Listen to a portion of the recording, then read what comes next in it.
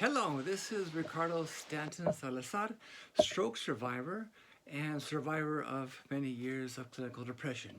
But there, of course, I believe there's much more than that in terms of what I have to offer friends and family and colleagues and students.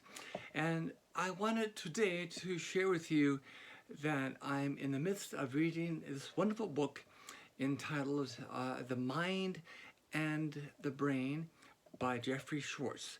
And what it is, well, actually, it's many things, but is the history of his work and the work of his colleagues in the area of neuroscience, and basically whether the brain is dynamic during the course of one's life, not just dynamic in terms of circuitry and development in childhood, but then it stops. And the idea was at 12 years old, basically, your brain is already constructed.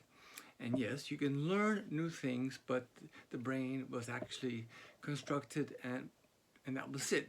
But his hypothesis was that the brain was continually dynamic and could reorganize. It could change circuitry during the course of one's life. That means all the way in, and so into old age.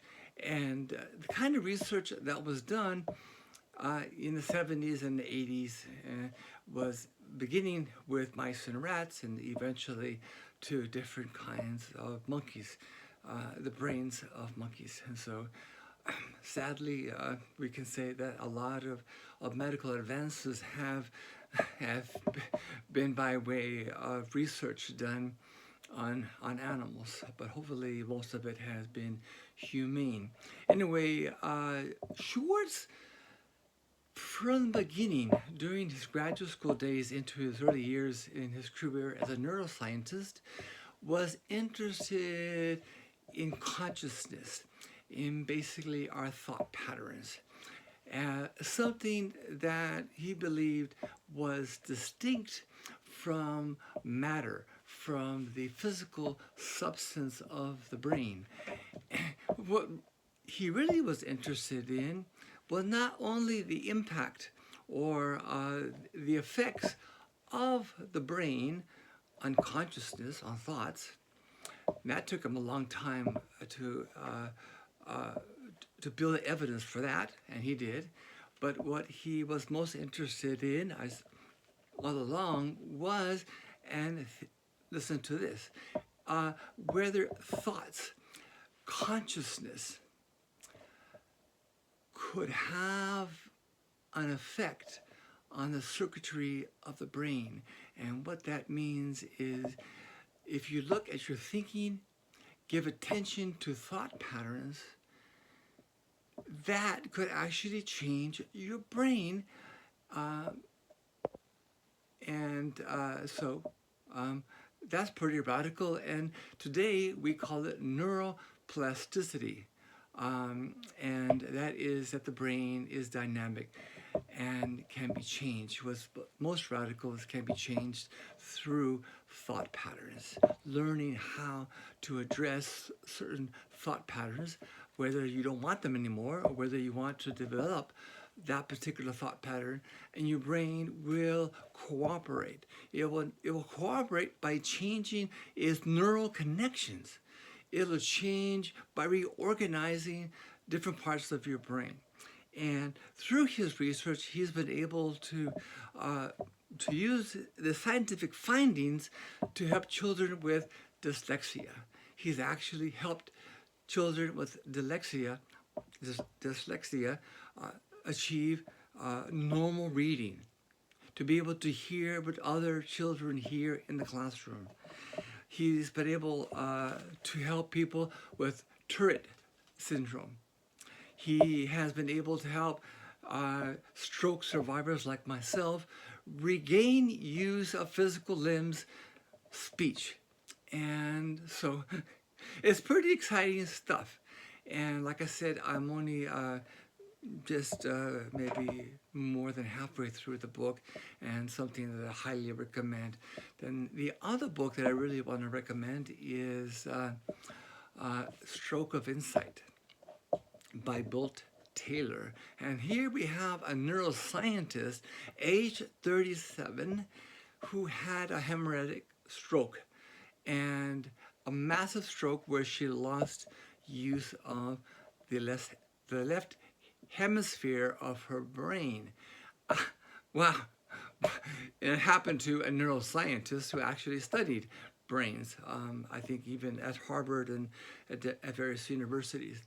In the book, which is a memoir book, she talks about how over the course of 5 or 6 years, 7 years, she was able to not only regain use of the left hemisphere of her brain, learn skills and get access to things that she had already learned years before, but in reactivating aspects of her left brain, she was able to she decided what thought patterns she didn't need anymore, what thought patterns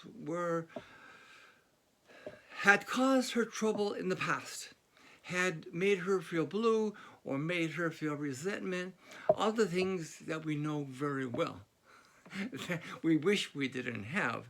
And what she says in the book, that as she reactivated different parts of her left hemisphere, she was able to decide what aspects she longer needed and did not want to reactivate. And so here again you have an example of this phenomena, neuroplasticity, meaning that our brain is dynamic, and if we spent a year learning to play the piano, it would not only be that we develop the skill to play the piano, but there would be observable changes to our brain that could be seen through fMRI technology and PET scans.